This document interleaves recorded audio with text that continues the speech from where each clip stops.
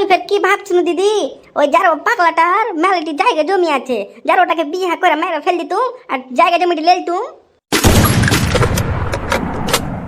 বোন রে, তোকে একটা কথা বলবো, বললাতে ওই যে হারগে গায়ে একটা পাগলা ছিল না মকিম। মকিম তো আমি তো চিনি। তা কি হয়েছে, তুই হুট করে আজকে ওর কথা কেন বলছিস? আর বলছি বইন, ওই জারুয়া পাগলাটা কালকে হার ঘরে এসেছিল জানিস? ওই জারুয়া হার পেটে চাঙা থুয়ে চলে গেছে।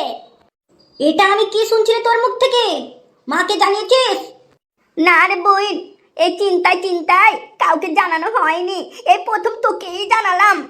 আর কাউকে জানাজানি করিস না, চ নাহলে ডাক্তার কাছে চ। চাঙাটাকে খাল্লাস করলে রে, এখন তো 1-2 দিন হলো, আস্তে আস্তে পেট ফুলবে, গোটা গাঁও জানতে পারবে।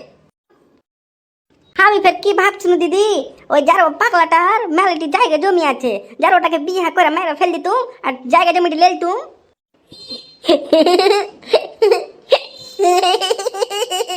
তুই কিন্তু বোন ভালোই কথা বলেছিস। চল তাহলে আমরা ডাক্তারের বাড়ি না গিয়ে থানায়